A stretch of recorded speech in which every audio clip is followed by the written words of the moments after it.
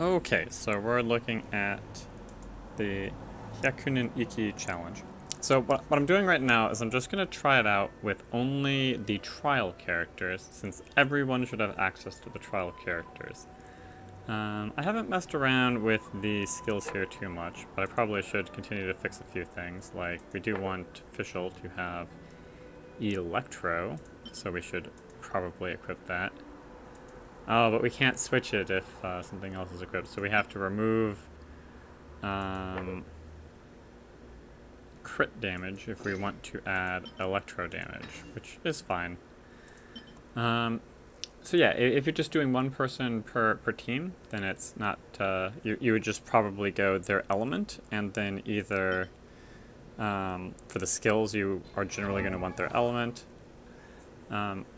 We can see that they are all C6 with no talents. Wait, what? Interesting. No talents.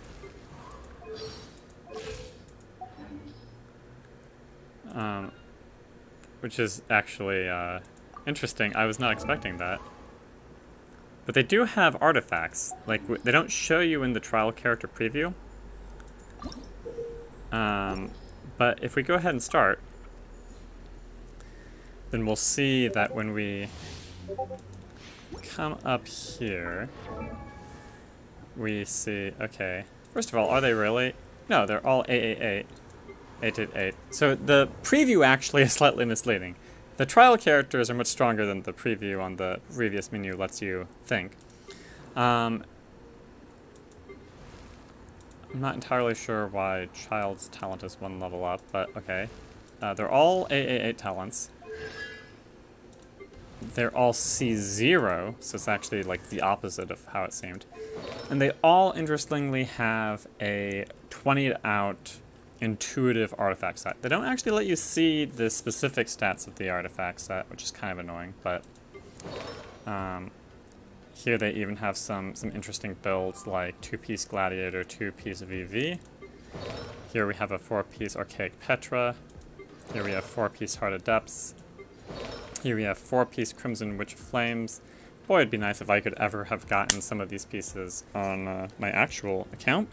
But that aside, here we have 2-piece Gladiator Finale, 2-piece Thundering Fury. So a lot of these seem like they are relatively meta builds. You know, this is one specific way of building Official. There's a lot of ways to build Official, but we can go ahead and try it out. Again, I didn't optimize the talents all that much going in. I probably should have messed with that more.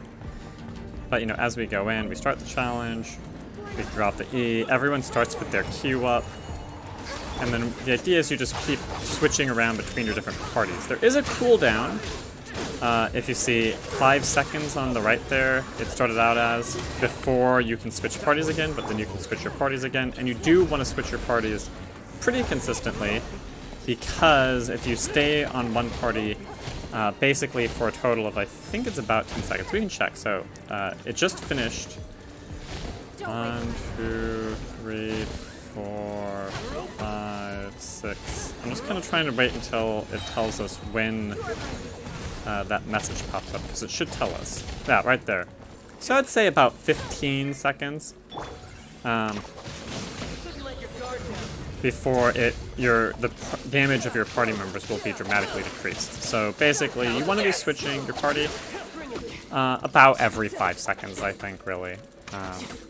Unless you are on a particularly good party and you want to use it more.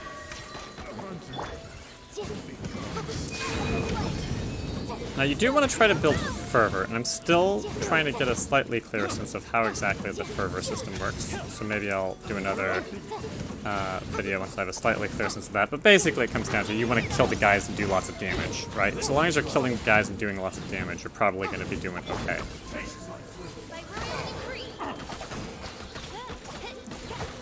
Although it's dropping right now while I'm doing damage until the guy dies.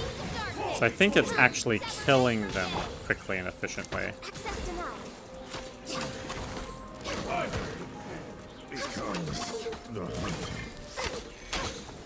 But I do think you can basically do this challenge with only the preview characters, with only the trial characters. You don't need to have anyone in your team super leveled up, so long as you're just consistently rotating about every 5 seconds, killing the enemies and doing good damage.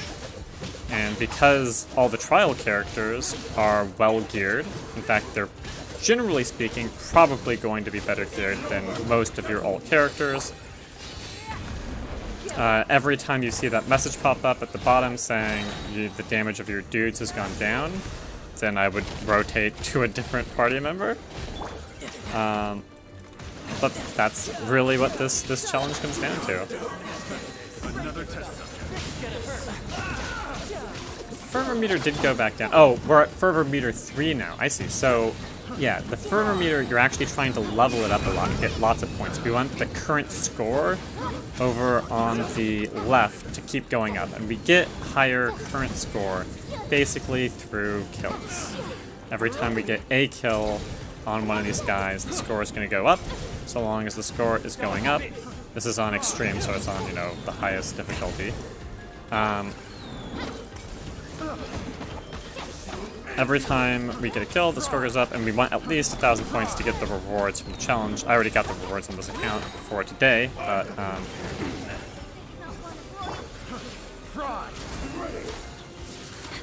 actually not sure what happens if you die while you only have one person on your team. I guess I could find that out, huh? You gonna kill me, buddy? After I ult. Okay, so if she dies, does it just rotate to the next team?